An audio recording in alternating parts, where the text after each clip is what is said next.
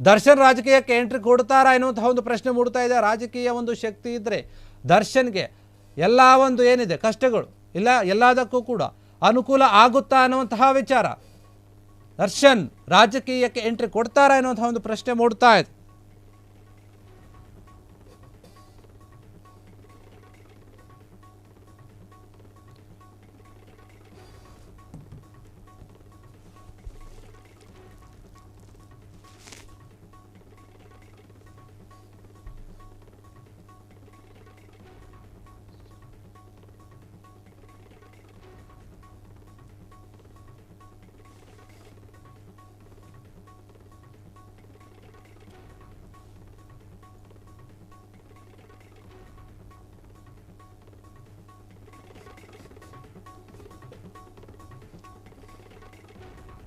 ದರ್ಶನ್ ರಾಜಕೀಯಕ್ಕೆ ಎಂಟ್ರಿ ಕೊಡ್ತಾರೆ ಎನ್ನುವಂತಹ ವಿಚಾರ ನಿಜಕ್ಕೂ ಕೂಡ ಆಗುತ್ತಾ ಅದು ಅಂತ. ಯಾಕಂದರೆ ದರ್ಶನ್ ಈಗ ಜೈಲಲ್ಲಿದ್ದಾರೆ. ಆದರೆ ಎಲ್ಲೋ ಒಂದು ಕಡೆ ಈ ಒಂದು ವಿಚಾರ ಬರ್ತಾ ಇರೋಂಥ ರಾಜಕೀಯ ಶಕ್ತಿ ಇದ್ದರೆ ದರ್ಶನ್ಗೆ ಎಲ್ಲ ಕೂಡ ಅನುಕೂಲ ಆಗುತ್ತೆ ಅನ್ನುವಂಥ ಒಂದು ಲೆಕ್ಕಾಚಾರ. ಹೀಗಾಗಿ ಜಾಮೀನು ಸಿಕ್ಕರೆ ರಾಜಕೀಯ ಪಕ್ಷದ ಒಂದು ಪ್ರವೇಶ ಆಗುತ್ತಾ, ಅದು ಕನ್ಫರ್ಮ್ ಅಂತ ಹೇಳಲಾಗ್ತಾ ಇದೆ.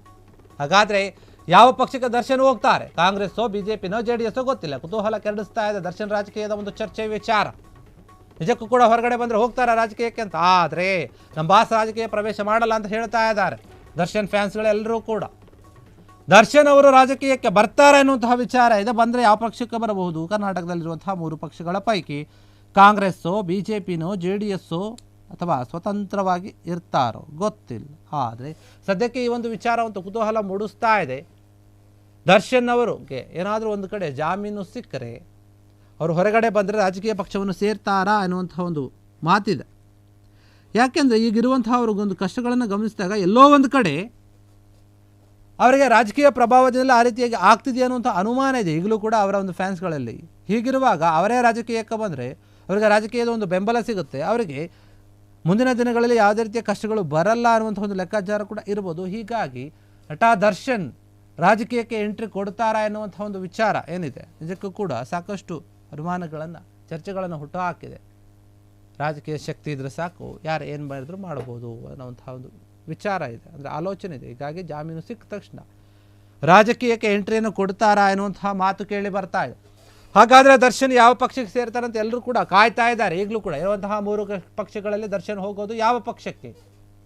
ಅವರ ಒಂದು ಮೈಸೂರು ಭಾಗದಲ್ಲಿ, ಮಂಡ್ಯ ಭಾಗದಲ್ಲಿ ಯಾವ ಪಕ್ಷಕ್ಕೆ ಜಾಸ್ತಿ ಒಂದು ವರ್ಚಸ್ಸಿದೆಯೋ ಆ ಪಕ್ಷಕ್ಕೆ ಸೇರ್ತಾರೋ, ಅಥವಾ ಯಾವ ಪಕ್ಷದವರು ಬಂದು ಇವರತ್ನ ಚೆನ್ನಾಗಿ ಮಾತನಾಡ್ತಾರೋ, ಯಾರು ಚೆನ್ನಾಗಿದ್ದಾರೋ ಅವ್ರ ಕಡೆಗೆ ಹೋಗಿ ಸೇರಿಕೊಳ್ತಾರಾ ಗೊತ್ತಿಲ್ಲ. ಹೀಗಾಗಿ ಈ ಒಂದು ವಿಚಾರ ತುಂಬ ಚರ್ಚೆ ಆಗ್ತಾ ಇದೆ. ದರ್ಶನ್ ಯಾವ ಪಕ್ಷಕ್ಕೆ ಸೇರಬಹುದು ಒಂದು ವೇಳೆ ರಾಜಕೀಯಕ್ಕೆ ಎಂಟ್ರಿ ಕೊಟ್ಟರೆ ಅಂತ. ರಾಜಕೀಯಕ್ಕೆ ಬರೋದ್ರಿಂದ ದರ್ಶನ್ಗೆ ಸಾಕಷ್ಟು ಅನುಕೂಲಗಳಿದೆ. ಅವ್ರ ಮೇಲಿದ್ದಂತಹ ಕೆಲವೊಂದು ಕೇಸ್ಗಳೇನಿದೆ ಅದರಿಂದ ಮುಕ್ತಿ ಆಗಬಹುದು, ಅಥವಾ ಅವರಿಗೆ ಈಗಿರುವಂತಹ ಒಂದು ಬಂಧನದ ಭೀತಿಯಿಂದ ಸ್ವಲ್ಪ ಆರಾಮಾಗಿರ್ಬೋದು ಗೊತ್ತಿಲ್ಲ. ಆದರೆ ಸದ್ಯಕ್ಕೀಗ ಜೈಲಲ್ಲಿದ್ದಾರೆ. ಪರಪ್ಪನ ಅಗ್ರಹಾರ ಜೈಲಲ್ಲಿದ್ದರೂ ಕೂಡ ಅವ್ರಿಗೆ ಕಾಡ್ತಿರುವಂಥ ಕೆಲವೊಂದು ಪಶ್ಚಾತ್ತಾಪಗಳು, ನೋವುಗಳು ಅದನ್ನು ನೋಡಿಸಿದಾಗ ಎಲ್ಲೋ ಒಂದು ಕಡೆ ಏನಾಗ್ತಾಯಿದೆ ಅಂತ ಯೋಚನೆ ಮಾಡ್ಬೋದು. ಆದರೆ ಇವರ ಬಗ್ಗೆ ಈಗ ಬರ್ತಿರುವಂತಹ ಈ ಒಂದು ವಿಚಾರ ಏನಿದೆ ನಿಜಕ್ಕೂ ಕೂಡ ಎಲ್ಲರೂ ಶಾಕ್ ಆಗ್ತಾರೆ. ನಮ್ಮ ಒಂದು ಬಾಸ್ ರಾಜಕೀಯಕ್ಕೆ ಬರ್ತಾರಾ ಅಂತ. ದರ್ಶನ್ ರಾಜಕೀಯಕ್ಕೆ ಎಂಟ್ರಿ ಫಿಕ್ಸ್ ಆಯ್ತಾ, ಡೇಟು ಎನ್ನುವಂಥ ವಿಚಾರಗಳು ಕೂಡ ಕೇಳಿ ಬರ್ತಾ ಇದೆ. ಒಂದು ವೇಳೆ ಅವರು ಹೊರಗಡೆ ಬಂದರೆ ನಿಜಕ್ಕೂ ಕೂಡ ರಾಜಕೀಯ ಪಕ್ಷಕ್ಕೆ ಸೇರೋದಾದರೆ ಮೊದಲು ಎಲ್ಲಿಗೆ ಹೋಗ್ತಾರೆ ಅಂತ ಅದ್ರ ಬಗ್ಗೆ ಕೂಡ ಚರ್ಚೆ ಆಗ್ತಾ ಇದೆ. ಹೀಗಾಗಿ 3 ಪಕ್ಷದವರು ಒಂದು ವೇಳೆ ಅವರು ಬರೋಕ್ಕೆ ರೆಡಿ ಇದ್ದರೆ ಕರ್ಕೊಳ್ಳೋಕೆ ಕೂಡ ರೆಡಿ ಇದ್ದಾರೆ ಅಂತ ಕಾಣಿಸ್ತಾ ಇದೆ. ಯಾಕಂದರೆ ಕೆಲವೊಂದು ವಿಚಾರದಿಂದ ಅವರು ಈಗ ಜೈಲಿನಲ್ಲಿ ಇರೋದ್ರಿಂದ ಮುಂದಿನ ಒಂದು ನಡೆ ಏನಾಗಬಹುದು ಅನ್ನುವಂಥ ಒಂದು ರಾಜಕೀಯ ಚರ್ಚೆಗಳು ಆಗ್ತವೆ. ಹೀಗಾಗಿ ಇದ್ರ ಕಡೆ ಹೇಳ್ತಾರೆ ದರ್ಶನ್ ಫ್ಯಾನ್ಸ್ಗಳು, ಇಲ್ಲ ನಮ್ಮ ಬಾಸ್ ಯಾವುದೇ ಕಾರಣಕ್ಕೂ ಕೂಡ ರಾಜಕೀಯಕ್ಕೆ ಬರಲ್ಲ ಅಂತ ಹೇಳ್ತಾ ಇದ್ದಾರೆ. ಹೀಗಿರುವಾಗ ಏನಾಗುತ್ತೆ ದರ್ಶನ್ ವಿಚಾರದಲ್ಲಿ? ನಿಜಕ್ಕೂ ಕೂಡ ದರ್ಶನ್ ರಾಜಕೀಯಕ್ಕೆ ಎಂಟ್ರಿ ಕೊಟ್ಟರೆ ಹೇಗಿರುತ್ತೆ ಆ ದಿನಗಳು? ಹೇಗಿರುತ್ತೆ ಫ್ಯಾನ್ಸ್ಗಳ ಒಂದು ಖುಷಿ? ಹೇಗಿರುತ್ತೆ ಫ್ಯಾನ್ಸ್ಗಳ ಅಬ್ಬರ? ಅದೆಲ್ಲವೂ ಕೂಡ ಯೋಚನೆ ಮಾಡ್ತಾ ಇದ್ದಾರೆ.